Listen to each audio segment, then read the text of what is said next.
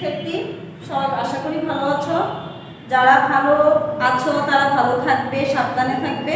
আর যাদের কোনো সমস্যা আছে তারাও আশা করি সে অবস্থা থেকে বের হয়ে আসার চেষ্টা করবে। নিশ্চয় লেখাপড়া করছো। আজকে আমি তোমাদের অষ্টম শ্রেণীর বিজ্ঞান বিষয়ে চতুর্দশ অধ্যায় পরিবেশ এবং বাস্তুতন্ত্র নিয়ে আলোচনা করব। এর আগে অবশ্য অনেকগুলো ক্লাসই তোমাদের অষ্টম শ্রেণীর বিজ্ঞান থেকে দেওয়া হয়েছে। সবগুলো ক্লাস নিশ্চয়ই তোমরা মনোযোগ সহকারে দেখেছ এবং পড়েছ। আজকে আলোচনার বিষয় যেটা সেটা হচ্ছে পরিবেশ এবং বাস্তুতন্ত্র। এখানে খেয়াল করো, দুটো জিনিস আছে আমাদের শিরোনামে, একটা হচ্ছে পরিবেশ এবং একটা হচ্ছে বাস্তুতন্ত্র। তো পরিবেশটা সম্পর্কে আমরা সেই 3, 4, 5, 6 থেকে আমরা জানি, এ অবধি পড়ে এসেছি যে আমাদের চারপাশে যা কিছু আছে তার সব কিছু নিয়েই হচ্ছে আমাদের পরিবেশ। নতুন যে শব্দটি সেটি হচ্ছে আমাদের বাস্তুতন্ত্র। তো দেখো, এই পরিবেশ এবং বাস্তুতন্ত্র এই দুইটা জিনিস একে অপরের সাথে অঙ্গাঅঙ্গিভাবে জড়িত, যেটা আমরা আরেকটু সামনের দিকে যত যাব ততই আমরা বুঝতে পারব। অর্থাৎ পরিবেশটা যতগুলো উপাদান আছে ততগুলো উপাদান বাস্তুতন্ত্রের উপরে প্রভাব ফেলতেছে। পরিবেশের কোনো একটি উপাদান যদি অভাব হয় তাহলে বাস্তুতন্ত্র নামক জিনিসটি সঠিকভাবে পরিচালিত হতে পারে না। যা হোক, তাহলে আমরা পরিবেশের ভিতরে, পরিবেশ কি আমাদের চারপাশে যা কিছু আছে, তো যা কিছুর মধ্যে আবার কিছু আছে জীব উপাদান, কিছু আছে অজীব উপাদান, কিছু আছে অজৈব উপাদান, কিছু আছে জৈব উপাদান। এই সকল কিছুকে নিয়েই হচ্ছে আমাদের পরিবেশ। আর যত রকম জীব, অজীব, জৈব, অজৈব, রাসায়নিক সব কিছু মিলে কোনো না কোনোভাবে এই বাস্তুতন্ত্রের উপরে প্রভাব ফেলে। প্রিয় শিক্ষার্থী, আসো এখন আমরা বাস্তুতন্ত্র সম্পর্কে একটু জানি। বাস্তুতন্ত্র কোনো একটি পরিবেশে অজীব এবং জীব উপাদান থাকে।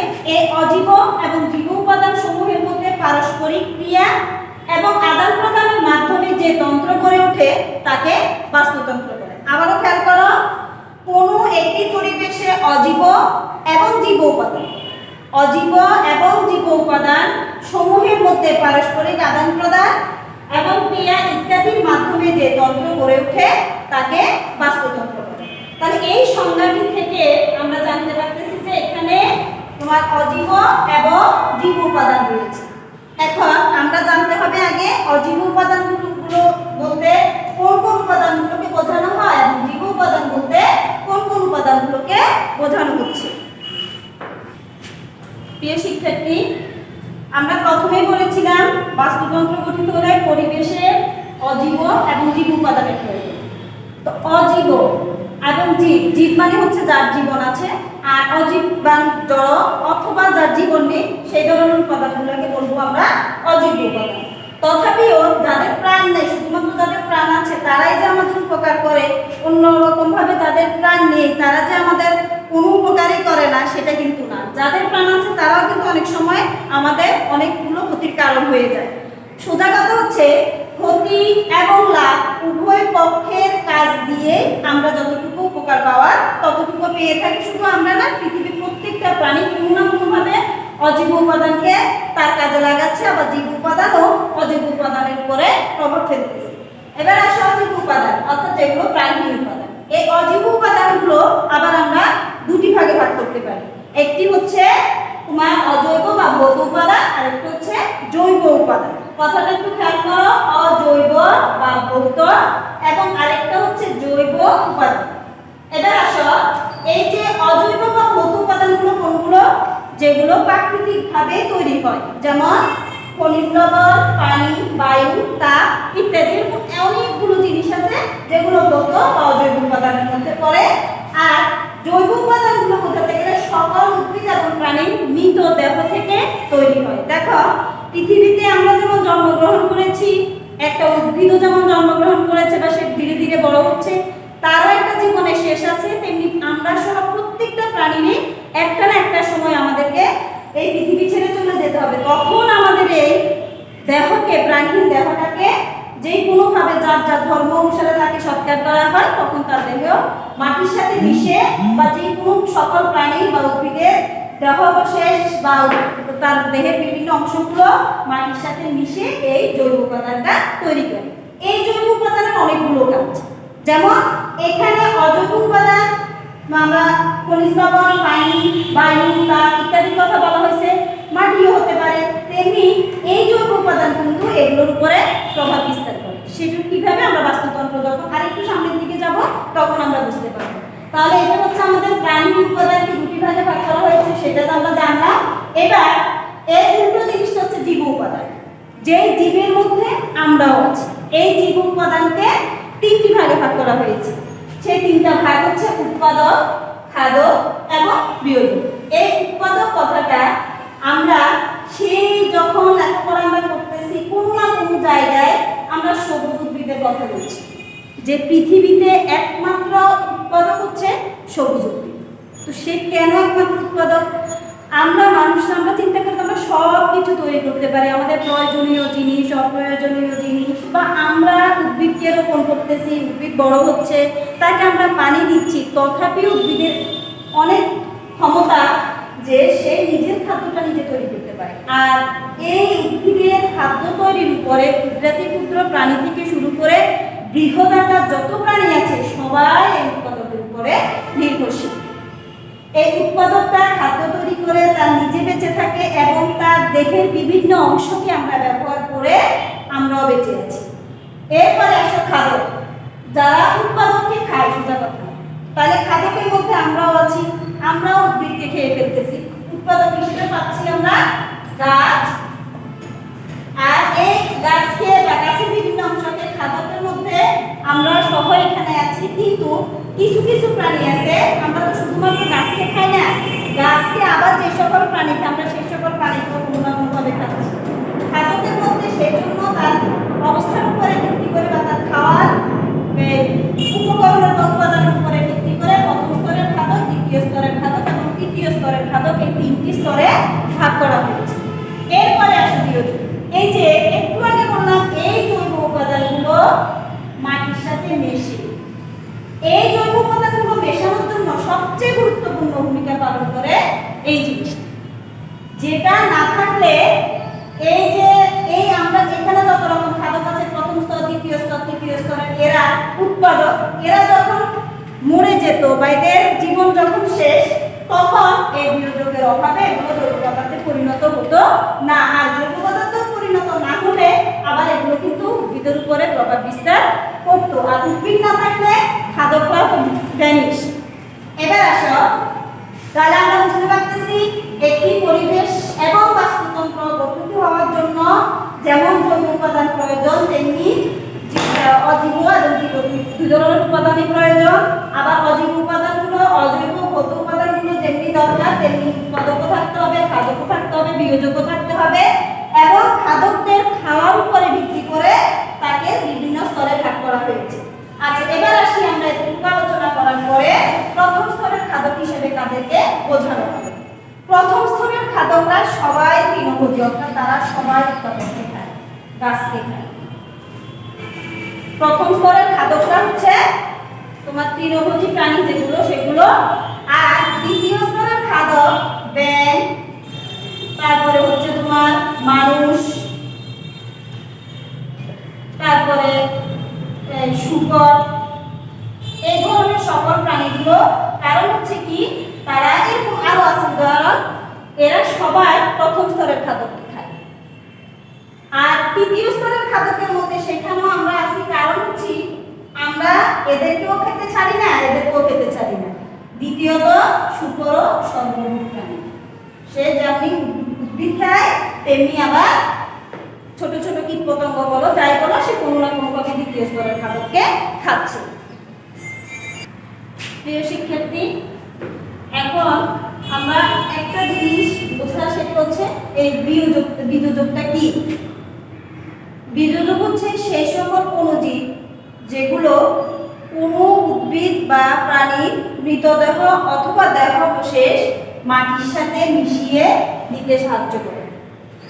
যেমন আমরা বলতে পারি ব্যাকটেরিয়া, ভাইরাস, ছত্রাক, এই ধরনের তোমার ক্ষুদ্র ক্ষুদ্র অণুবীক্ষণী জীবগুলোকে বলা হয় বীজযোগ। ব্যাকটেরিয়া, ভাইরাস, এই ধরনের আরো অনেকগুলো উপাদান আছে যারা বীজযোগ হিসেবে আমাদের পরিবেশের বিভিন্ন অব্যবহৃত উপাদানগুলোকে মাটির সাথে মিশিয়ে জৈব উপাদান তৈরিতে সহায়তা করে। সেই জৈব উপাদানটা আবার উদ্ভিদ তার খাদ্যের জন্য ব্যবহার করে। এবার আসো বাস্তুতন্ত্রের প্রকারভেদ। আসলে যখনই আমরা বলছি যে বাস্তুতন্ত্র এবং পরিবেশ অঙ্গাঙ্গিভাবে জড়িত, এখন আমাদের চারপাশে যা কিছু আছে তা নিয়েই পরিবেশ, কিন্তু এই পরিবেশের মধ্যে আমরা কিছুটা পার্থক্য দেখি। পার্থক্য কেমন? জলের এক ধরনের পরিবেশ, স্থলের এক ধরনের পরিবেশ। আমরা সবাই স্থলে বাস করি, তেমনি জলের মধ্যেও আমরা দেখি সবুজ উদ্ভিদ আছে, ছোট মাছ আছে, বড় মাছ আছে, সাপ আছে, কাছিম আছে, এরকম অসংখ্য প্রাণী আমরা সবুজ পানির জলজ পরিবেশে দেখতে পাই। আবার সমুদ্রের দিকে তাকালে সেখানেও আমরা দেখি অনেক বড় বড় মাছ, অনেক ছোট ছোট মাছ, এবং তোমরা ডিসকভারিতে বা অন্যান্য চ্যানেলগুলোতে সমুদ্রের তলদেশের বিভিন্ন চিত্রগুলো দেখলে সেখানে বিচিত্র সব পোকা মাকড়, মাছ, শামুক, ঝিনুক অনেক কিছু দেখা যায়। তার মানে সেখানে এক ধরনের পরিবেশ বিদ্যমান। এখন আসো প্রথমে আমরা বাস্তুতন্ত্রের প্রকারভেদের ভিতরে দুটি ভাগে ভাগ করা হয়েছে, একটা হচ্ছে স্থলজ বাস্তুতন্ত্র এবং আরেকটা হচ্ছে জলজ বাস্তুতন্ত্র। আচ্ছা, এবার বলো তো স্থলজ বাস্তুতন্ত্রের সব জায়গায় কি সমানভাবে সমান উপাদান নিয়ে পরিবেশ গঠিত? না, সকল পরিবেশের উপাদান কিছু কিছু ভিন্নতা দেখা যায়। সেটার উপরে ভিত্তি করে এই স্থলজ উপাদান হলো বনভূমির বাস্তুতন্ত্র এবং মরুভূমির বাস্তুতন্ত্র, এই দুটি ভাগে ভাগ করা হয়েছে। আবার এই বনভূমির বাস্তুতন্ত্রকে বনের ভেতরেও তোমার পার্থক্য আছে। কোনো বনে হয়তো সাপ যোগ এটা সেটা বা প্রাণী উদ্ভিদের ভিন্নতা আছে, আবার কোনো কোনো বনের মধ্যে দেখা যায় যে তোমার সাতযোগ নাই বা তারা শুকনো মাটিতে অথবা যে কোনো ধরনের উদ্ভিদ দেখা যায়। সেটা এইগুলোর উপরে ভিত্তি করে বনভূমির বাস্তুতন্ত্রকে সিলেট ও পার্বত্য অঞ্চলের বনাঞ্চল এবং আরেকটা হচ্ছে সুন্দরবনের খুলনা সমুদ্র উপকূলীয় সুন্দরবন, এই দুটি ভাগে ভাগ করা হয়েছে। আমরা এখন খুলনা সমুদ্র উপকূলীয় যে সুন্দরবন নামে পরিচিত সেটি সম্পর্কে জানব। আসলে এই যে সমুদ্র উপকূলে থাকার কারণেই, তার মানে হচ্ছে কি সমুদ্রে ঢেউ হয়, ঢেউর সাথে জোয়ার হয়। এই জোয়ার এবং ভাটায় এই বনটা, সুন্দরবন নামক বনটি দীর্ঘ সময় পর্যন্ত তোমার মানে প্রায় সব সময় মাটিগুলো কর্দমাক্ত থাকে। তো এই কর্দমাক্ত মাটিতে উদ্ভিদের আবাস, তার উপরে হচ্ছে লবণাক্ত মাটি, সবকিছু মিলায় ওই ধরনের ওই জায়গার উদ্ভিদগুলোর একটা বিশেষ বৈশিষ্ট্যে তারা অভ্যস্ত। যেমন এই ধরনের সমুদ্র উপকূলীয় সুন্দরবন এলাকায় যে ধরনের উদ্ভিদগুলো দেখা যায়, সুন্দরী, গেওয়া, কেওয়া, গড়ান, এই ধরনের উদ্ভিদ, গোলপাতা, এই ধরনের উদ্ভিদগুলো দেখা যায়। তো এর ভেতরে কিছু কিছু উদ্ভিদ আছে যাদের দৈহিক গঠন বা তাদের বেঁচে থাকার জন্য খাদ্য তৈরি অথবা পরিবেশের ভেতরে তারা বিভিন্ন গ্যাস আদান প্রদান, যেটা আমরা সাধারণত জানি যে আমরা অক্সিজেন গ্রহণ করি এবং কার্বন ডাই অক্সাইড ত্যাগ করি। কার্বন ডাই অক্সাইডের বিষাক্ত গ্যাসটি উদ্ভিদ তার খাদ্য তৈরিতে ব্যবহার করে। তো সেও আবার আমাদের জন্য অক্সিজেন ত্যাগ করতেছে। এই যে একটা আদান প্রদান, এই ধরনের এই উপকূলীয় অঞ্চলের উদ্ভিদগুলোর ভেতরে অন্যরকম একটি বৈশিষ্ট্য আছে। সেটা হচ্ছে এরা যেহেতু সবসময় কর্দমাক্ত মাটিতে থাকে, তাদের মূলের এক ধরনের বিশেষ বৈশিষ্ট্য দেখা যায়, সেটা হচ্ছে শ্বাসমূল। এই শ্বাসমূলগুলো মাটি ভেদ করে উপরের দিকে উঠে আসে এবং সেই মূলের গায়ে অসংখ্য ক্ষুদ্র ক্ষুদ্র ছিদ্র থাকে, যার মাধ্যমে তারা গ্যাসীয় আদান প্রদান সম্পন্ন করে। এবং এই ধরনের বনে বিশেষ বিশেষ কিছু প্রাণী দেখা যায়, যেমন এখানে বাঘ আছে, হরিণ আছে, বিভিন্ন রকমের পোকামাকড় আছে, ছোট ছোট আবার বিভিন্ন ধরনের উদ্ভিদ আছে। তাই উদ্ভিদগুলো হচ্ছে উৎপাদক, ছোটখাটো পোকামাকড়গুলো বা পাখি থাকে, এগুলো হচ্ছে প্রথম স্তরের খাদক। আবার এদেরকে যারা খায়, যেমন সাপ হতে পারে, শূকর হতে পারে, বাঘ হতে পারে, এরা হচ্ছে দ্বিতীয় স্তরের খাদক। এবং প্রথম স্তর এবং দ্বিতীয় স্তরের খাদককে যারা খায় তারা হচ্ছে তৃতীয় স্তরের খাদক। এর মধ্যে শূকর কিন্তু আবার সর্বভূক প্রাণী, সে উদ্ভিদ এবং ক্ষুদ্র প্রাণী সবকিছুকে খেয়ে ফেলে।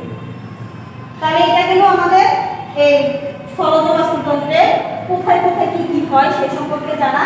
এবার আসে জলজ বাস্তুতন্ত্র। আচ্ছা, একটু খেয়াল করে বলো তো, তোমার বাসার সামনে যে পুকুর আছে সেটি, অথবা তুমি একটু কষ্ট করে যদি কোনো সমুদ্রের উপকূলে কক্সবাজার গেলা অথবা আশেপাশে কোথাও যদি ঘুরে আসার জন্য ওইখানে নদীগুলোতে বা সাগরের সাথে পুকুরের কি কোনো তুলনা হয়? কখনোই না। পুকুরের একরকম সৌন্দর্য, নদ নদীর একরকম সৌন্দর্য এবং সমুদ্রের একরকম সৌন্দর্য। তাহলে আবার আরেকটা কথা আছে, পুকুরের পানির স্বাদ, নদ নদীর পানির স্বাদ এবং সমুদ্রের পানির স্বাদও ডিফারেন্স আছে। এই পুকুরের পানিটা হচ্ছে মিঠা পানি আর নদ নদীর পানিটা হচ্ছে আধা নোনা পানি, অর্থাৎ এটা পুরোপুরি মিঠাও না আবার পুরোপুরি লবণাক্তও না। আর সমুদ্রের পানিটা হচ্ছে পুরোপুরি লবণাক্ত। তাহলে এখানের প্রাণীগুলো এই নদ নদীতে এবং নদ নদীর প্রাণীগুলো বা পুকুরের প্রাণীগুলো কি সমুদ্রে বসবাস করতে পারবে? আমার তো মনে হয় না। আমার মানে ধারণা যে তোমরাও সেটাই বলবে, কারণ এরা মিঠা পানিতে থাকতে অভ্যস্ত। তাই মানে এখানে যে সকল উদ্ভিদ থাকে, যে সকল প্রাণী থাকে, তাদের মধ্যে এক ধরনের বাস্তুতন্ত্র গঠিত হয়। নদ নদীতে যে ধরনের পানি সেখানে বসবাস করতে পারে এই ধরনের প্রাণী বা উদ্ভিদ নিয়ে সেখানে এক ধরনের বাস্তুতন্ত্র গঠিত হয়, এবং সমুদ্রে যে সকল উদ্ভিদ এবং প্রাণী বসবাস করে তাদের মধ্যে পারস্পরিক আদান প্রদানের মাধ্যমে অন্য আরেক ধরনের বাস্তুতন্ত্র তৈরি হয়। এখন আমরা তোমাদেরকে পুকুরের বাস্তুতন্ত্র সম্পর্কে বলি। প্রিয় শিক্ষার্থী, এখানে দেখো আমি একটি চিত্র এঁকেছি, যদিও আমার চিত্রটা আঁকা তেমন একটা সুন্দর হয়নি বলে আমি মনে করি। চিত্র পুকুরের বাস্তুতন্ত্র, তাহলে আমরা একটু আগে বলছি যে পুকুরের পানি হচ্ছে মিঠা পানি বা মিষ্টি পানি যেটা। তাহলে একটা বাস্তুতন্ত্রের ভিতরে কি কি থাকতে হবে? উৎপাদক থাকতে হবে। উৎপাদক হিসেবে হচ্ছে সবুজ উদ্ভিদ। এদিকে আমরা সূর্য দেখেছি, সূর্যের আলোর উপস্থিতিতে সবুজ উদ্ভিদ নিজের খাদ্য নিজে তৈরি করে, এবং ছোটখাটো কিছু তোমার প্লান্টন যেগুলোকে বলা হয় বা সবুজ সবুজ উদ্ভিদ বলা হয়, যেগুলো পুকুরের পানিতে ভাসমান অবস্থায় থাকে, সেই প্লান্টনগুলোকে এই ধরনের পোকাগুলো যেগুলোকে আমরা প্রথম স্তরের খাদক বলছি এদেরকে খায়। ছোট ছোট প্লান্টনগুলোকে খায় প্রথম স্তরের খাদক, যেগুলোকে আমরা জুপ্লাঙ্কটন বলি। এই ক্ষুদ্র ক্ষুদ্র প্রাণীগুলোকে মাছে খায়, যেটাকে আমরা দ্বিতীয় স্তরের খাদক বলি। এবং আবার এই মাছগুলোকে অনেক সময় দেখা গেছে হাঁস বা অন্য কোনো কিছু পুকুরে থেকে থাকলে যারা ছোট ছোট মাছের পোনা অথবা বড় বড় মাছকে অনেক সময় নিজেরাও নিজেদেরকে খেয়ে ফেলে, সেই ধরনের প্রাণীগুলোকে বলবো আমরা তৃতীয় স্তরের খাদক। এই হচ্ছে আমাদের একটি পুকুরের বাস্তুতন্ত্র, যেখানে উৎপাদক থেকে শুরু করে প্রথম স্তরে অঙ্গীবাজ, প্রথম স্তরের খাদক, দ্বিতীয় স্তরের খাদক, তৃতীয় স্তরের খাদক, এই সবাই সেখানে তারা একটা তন্ত্র গঠিত করেছে বা বাস্তুতন্ত্র তৈরি হয়েছে। এবার এই সকল কিছু যখন অবসান হবে, অর্থাৎ কোন একটি মাছ মারা গেল বা সবুজ উদ্ভিদ যেগুলো পচে গেল বা মরে গেল, সেগুলোকে ক্ষুদ্র ক্ষুদ্র এই ধরনের অঙ্গীগুলো বিয়োজিত করে মাটির সাথে মেশালে এই যেখানে যে জৈব উপাদানগুলো তৈরি হয় সেগুলো আবার ক্ষুদ্র ক্ষুদ্র উদ্ভিদ উৎপাদনে সাহায্য করে। তাহলে দেখো শক্তিটা যেখান থেকে উৎপন্ন হচ্ছে আবার সেই শক্তিটা সেখানে বিলীন হচ্ছে, আর সেই বিলীনকৃত শক্তি থেকে আবারও শক্তি উৎপন্ন হয়ে এই পুকুরের বাস্তুতন্ত্রটাকে প্রভাবিত করছে। এবার আর দুটো জিনিস, সেটা হচ্ছে দেখো এখানে সবুজ উদ্ভিদ প্রথম স্তরের খাদক, দ্বিতীয় স্তরের খাদক, তৃতীয় স্তরের খাদক এবং অণুজীব, এদের মধ্যে একটা শৃঙ্খলা আছে। শৃঙ্খলাটা কেমন? তোমার উৎপাদক থাকলে প্রথম স্তরের খাদক থাকবে, প্রথম স্তরের খাদক থাকলে দ্বিতীয় স্তরের খাদক থাকবে, দ্বিতীয় স্তরের খাদক থাকলে তৃতীয় স্তরের খাদক থাকবে। যদি এর মধ্যে কোনো একটির অভাব হয় তাহলে এটা পরবর্তীতে সবগুলোর ভিতরে প্রভাব ফেলবে। তাহলে এই যে শৃঙ্খলিত আকারে একটি জিনিসের উপর আরেকটি জিনিসের নির্ভরশীলতা এবং এই নির্ভরশীলতার মাধ্যমে যে তন্ত্র গঠিত হয় সেগুলোকে তোমার দুটি ভাগে ভাগ করা হয়েছে। একটা হচ্ছে খাদ্য শৃঙ্খল এবং আরেকটা হচ্ছে খাদ্য জাল। খাদ্য শৃঙ্খল, সেই খাদ্য শৃঙ্খলটা বুঝতে গেলে ঘাস, সবুজ উদ্ভিদ, পতঙ্গ, সবুজ উদ্ভিদকে পতঙ্গ কাছে যদি আমরা ঘাস ফড়িংয়ের কথা চিন্তা করি, ঘাস ফড়িংকে ব্যাঙ খায়, ব্যাঙকে সাপ খায়, সাপকে কে খায়? ঈগল খায়। এরকম এই ঘাসকে ঘিরে সরাসরি ব্যাঙ, ব্যাঙকে সাপ, সাপকে আবার ঈগল, আবার এই ঘাসকে ঘিরে পতঙ্গ, পতঙ্গকে আবার সাপে অনেক সময় খায়, সাপকে ঘিরে আবার সাপকে আবার ঈগলে খায়। দেখো এখানে আমরা এই চারটা পাঁচটা জিনিসকে দিয়ে কয়েকটি খাদ্য শৃঙ্খল তৈরি করে নিতে পারি। তাহলে খাদ্য শৃঙ্খল কয়েকটার ভেতরে, আর খাদ্য জালটা হচ্ছে কয়েকটা খাদ্য শৃঙ্খল মিলে খাদ্য জাল তৈরি হয়। আশা করি খাদ্য শৃঙ্খল এবং খাদ্য জালের সমস্যাটা তোমাদের সমাধান হবে। এরপরে হচ্ছে প্রিয় শিক্ষার্থী, তাহলে আমরা এখানে এই বাস্তুতন্ত্রের মাধ্যমে কিভাবে শক্তি প্রবাহিত হয়, একটি দ্বারা অন্যটি প্রবাহিত হচ্ছে, একটির অভাব হলে কি হবে না হবে, আমরা অনেক কিছু এখানে জানলাম। যেমন তুমি একটি বনের কথা যদি চিন্তা করো, সেই বনের ভেতরে যদি উৎপাদক হিসেবে গাছ থাকে, গাছকে খায়, হরিণকে খায়, বাঘে, এভাবে তোমার এই তিনটা জিনিসের ভেতরে ধরো একটা শৃঙ্খল, এই তিনটা জিনিস নিয়ে খাদ্য শৃঙ্খল তৈরি হয়েছে। কোনো কারণে গাছ বেড়ে গেল, হরিণের সংখ্যা বাড়বে, হরিণের সংখ্যা বেড়ে আবার বাঘ বাড়বে।